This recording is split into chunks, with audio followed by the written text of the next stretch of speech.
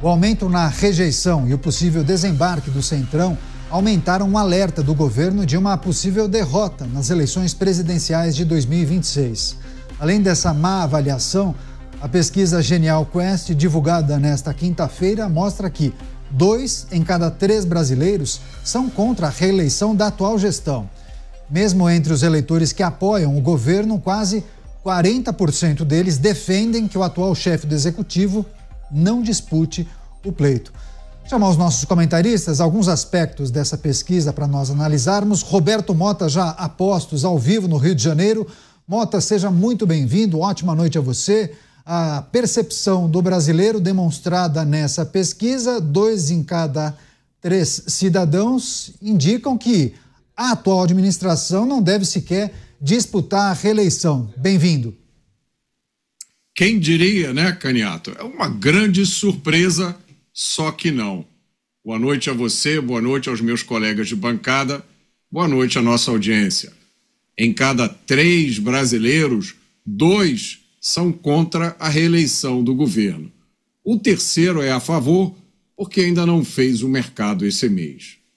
É difícil pensar em alguma ação desse governo que mereça um elogio. Se vocês me derem alguns dias, talvez eu encontre alguma. Mas as notícias têm sido tão ruins que os planos do governo parecem ter sido feitos pela oposição. Aplicar censura, defender soltura de criminosos, aumentar impostos, sentenciar aposentados a ficar em filas gigantescas para pedir a devolução do dinheiro roubado. Essas são ações de anti-marketing de um governo que parece que perdeu qualquer contato com a realidade. Pois é, nós estamos repercutindo uma pesquisa realizada pelo Instituto Genial Quest, que trata da reeleição, a possível reeleição da atual administração, a avaliação da população brasileira acerca dessa administração e também a viabilidade do atual presidente de tentar disputar mais um pleito em 2026. Bem, chama o Cristiano Beraldo aqui com a gente nos estúdios em São Paulo. Beraldo, seja... Bem, vamos ver, a gente tem a geral aqui para apresentar o Beraldo. Não, vai na dividida.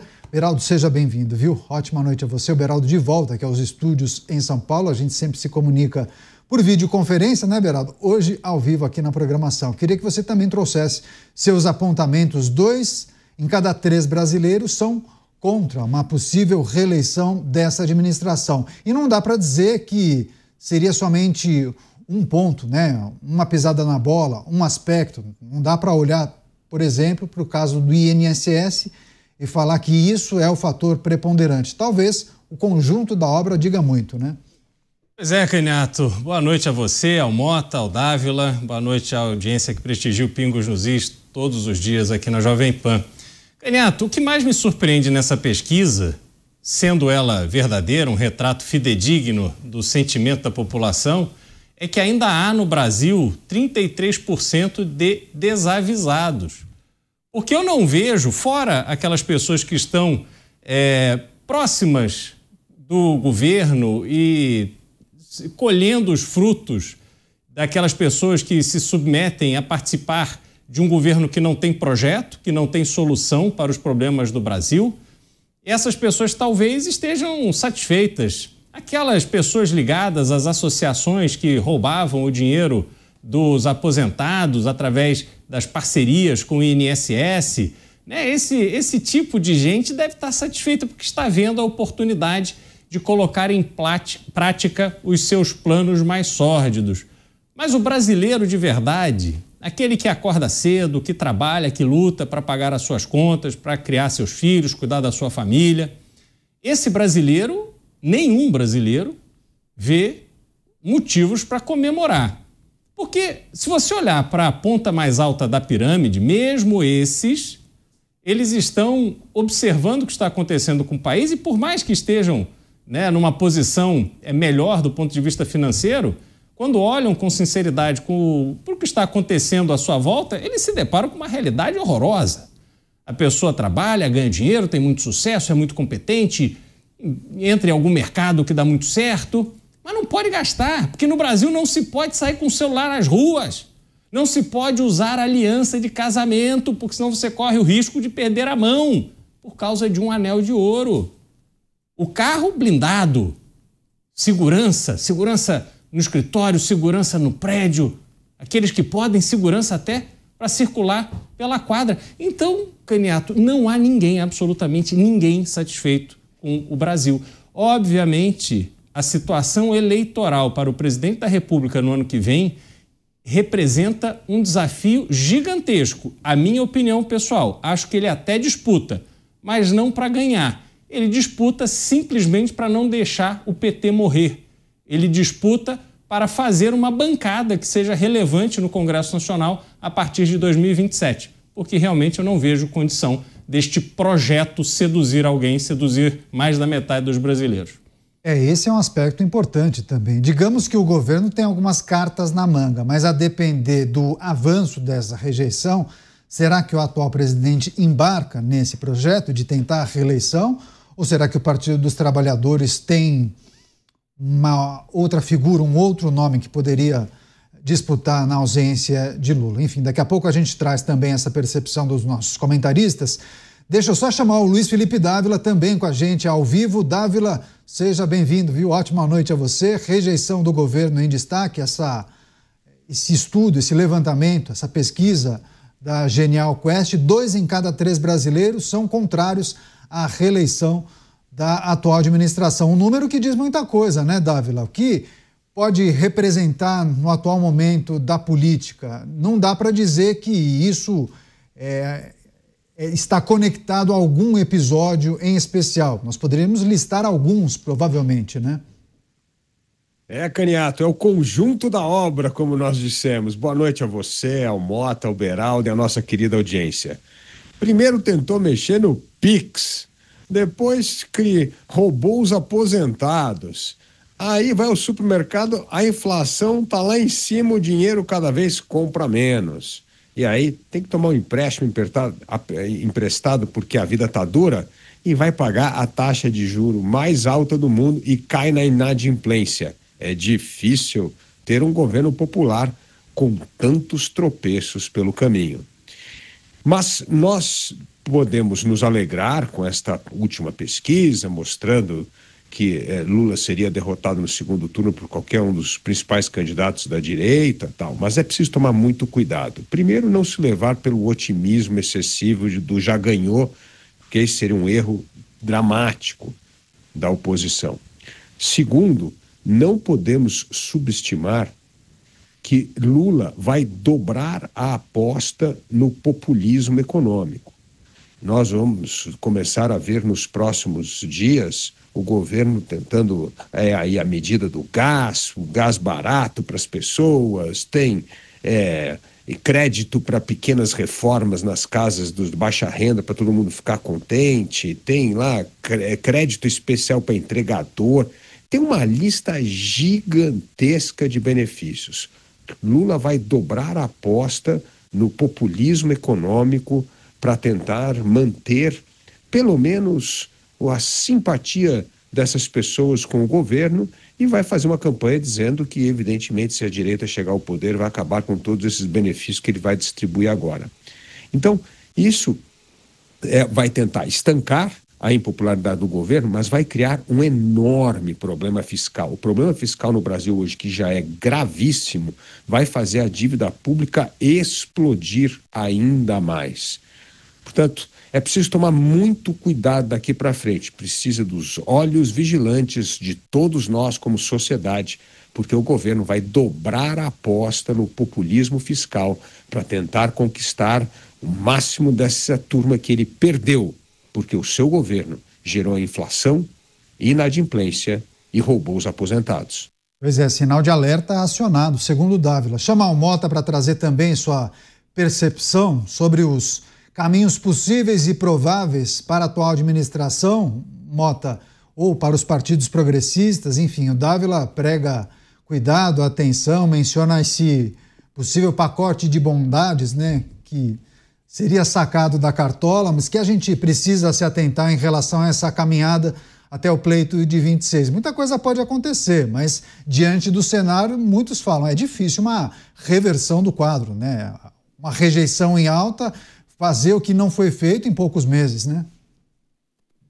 No campo da política, eu acho que é praticamente impossível, Canhato. Tá?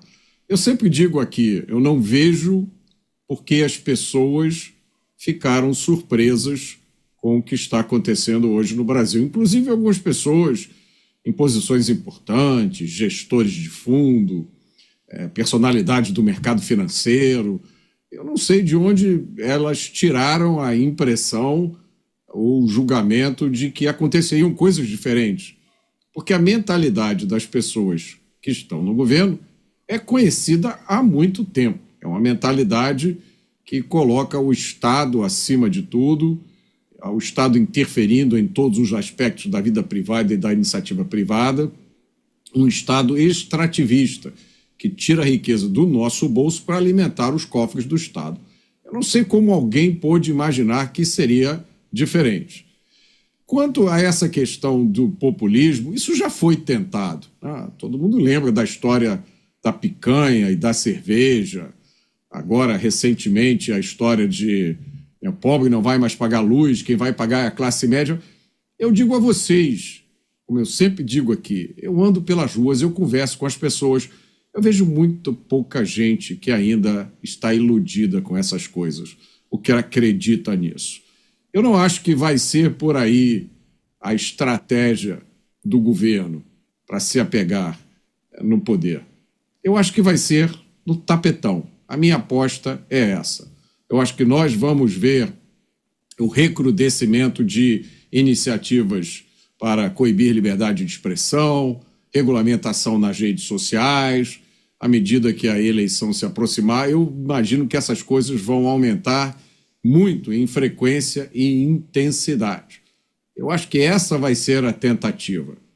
Mas eu tenho a impressão, baseado na temperatura das ruas, que não vai funcionar. Pois é, você, Cristiano Beraldo, quais apontamentos nós precisamos fazer em relação a esse desafio para a atual administração? Ou a gente até poderia ampliar, poderíamos falar na coalizão de partidos de esquerda, o que é possível ser feito, ou que provavelmente eles devem fazer ou devem apostar. Dávila menciona o populismo, medidas para agradar uma parte da população, um pacote de bondades, não se importando com a questão fiscal. Já o Mota traz um outro aspecto que vai além dessa questão que envolve medidas populistas. O Mota chega a falar até em tapetão, né? Em terceiro turno, em virada de mesa e por aí vai. É importante a gente observar tudo o que está acontecendo agora e o que está sendo apontado para o futuro. Por quê, Canhato? Nós estamos vendo o presidente da República completamente desconectado da realidade. Ele que sempre teve um pulso das ruas muito afiado, hoje em dia, até pela sua opção de não utilizar celular e redes sociais, é muito difícil você compreender o que as pessoas, que tipo de informação as pessoas estão efetivamente consumindo, o que elas estão vendo, quais são as opiniões que estão sendo expostas na internet. E o presidente vai vivendo simplesmente da sua intuição. Há relatos de pessoas próximas ao presidente que, desde o início desse mandato, ele tem feito questão de não deixar que aquelas pessoas que o acompanham há muito tempo, há décadas, nessa caminhada política, lhe tragam críticas, lhe tragam algum tipo de opinião negativa sobre a sua postura, a postura da primeira-dama. Isso foi relatado já desde o início. Então ele vive de forma isolada. Ele só tem a temperatura dos eventos que ele frequenta, que obviamente são eventos que estão ali pessoas para aplaudi-lo, não é? Já no 1º de maio, que ele ficou irritado que no ano de 2024 o evento não foi grande o suficiente para ele sentir todo o seu prestígio, esse ano ele já não foi. Não foi por estratégia ou não foi por mágoa? Por achar que os trabalhadores ali, os organizadores do evento, não estavam à altura da sua presença. Então, eu vejo que essa desconexão ela tem um preço alto na definição da estratégia para o futuro. Mas como o governo, de fato, não tem o que entregar e já também não tem mais dinheiro para fazer grandes loucuras, porque as loucuras já foram todas feitas, ou quase todas feitas, e não tiveram resultado, eu acho que eles vão com isso que tem para a eleição, e aí a gente tem que analisar esse cenário futuro, Canhoto, porque isso é interessante. O presidente, que é essa figura que mantém colada, não vou nem dizer unida, mas mantém colada a esquerda brasileira, não deve ser reeleito, pelo que a gente está vendo, que as pesquisas estão indicando. Se ele não for reeleito, você terá uma base parlamentar do Partido dos Trabalhadores e partidos ligados ao PT, que será bastante menor do que outros partidos que certamente terão com o próximo governo.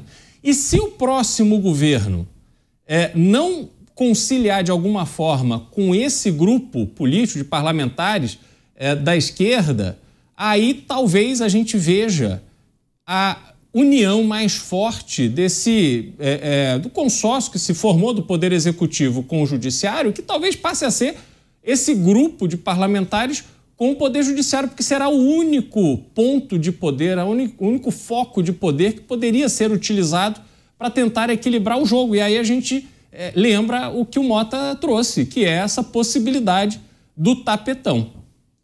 Pois é, quero agradecer inclusive o Gilson Conceição, diariamente conectado, ligado aqui na programação da Jovem Pan, sempre compartilhando pensamentos e mensagens. A gente vai ler daqui a pouco algumas mensagens de pessoas que acompanham o programa. Deixa eu só passar para o Mota, daqui a pouco o Dávila volta. Não, o Dávila já está aí.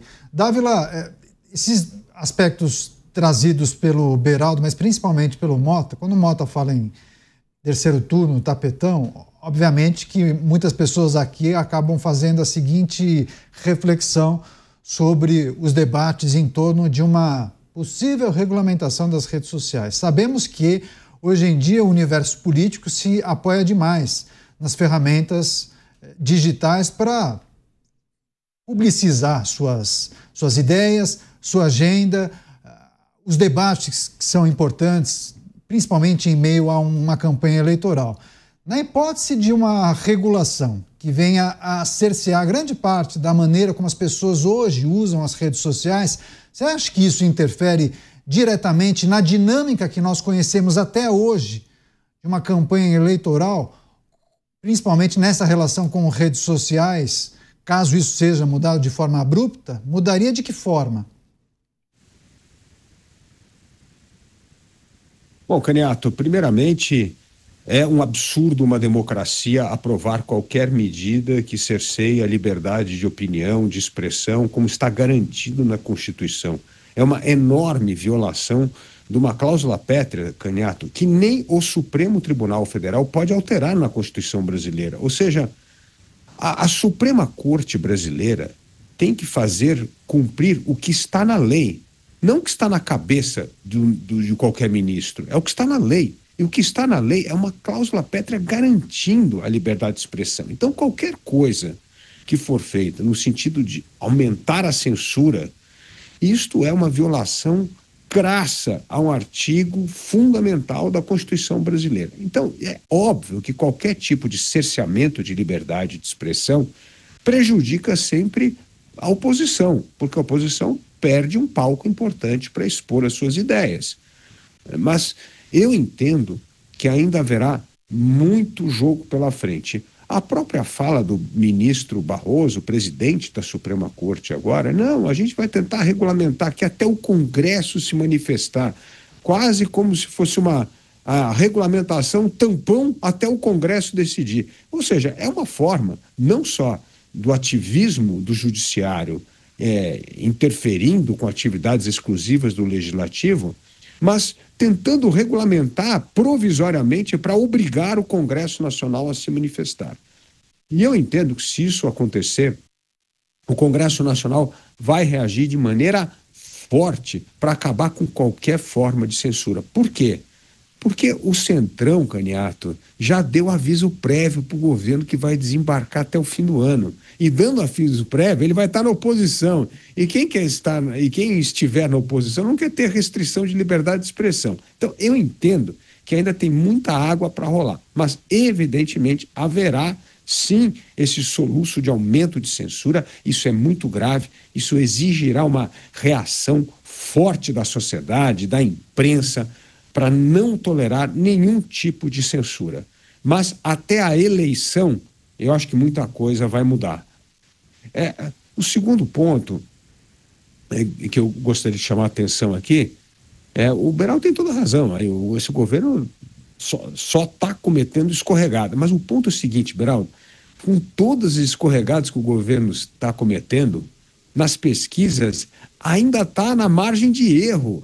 A vitória da oposição devia estar lá embaixo, devia estar com menos 10, 20 pontos. Então, nós não podemos subestimar isso, porque apesar de todos os problemas que esse governo vem fazendo, a gente está no apogeu do auge do roubo, ninguém esqueceu a história do Pix, todo mundo lembra todo dia do governo quando vai ao supermercado e a inflação está alta, lembra do governo quando está inadimplente e não consegue pagar a conta. Mesmo assim, a vitória da oposição, segundo as pesquisas no segundo turno, é no olho mecânico, é na margem de erro.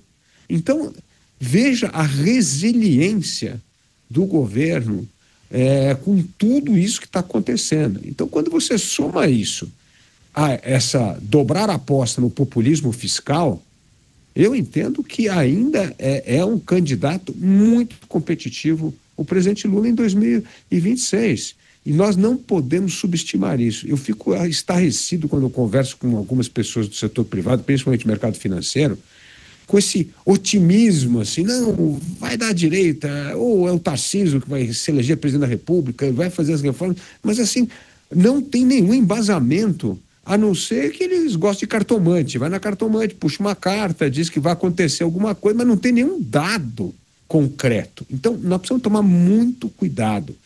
É um governo competitivo, apesar de todas as barbaridades que vem cometendo. E as pesquisas mostram isso. Se você fizer uma leitura crítica, Caniato, era para a gente estar com 20 pontos de margem, não margem de erro. Então, eu entendo que não dá para descartar essa história de vitória estrondosa da direita em 2026. É muito cedo para começar a colocar as manguinhas de fora e achar que a gente já ganhou. E eu acho que esse pode ser o maior risco que nós podemos correr do lado da direita.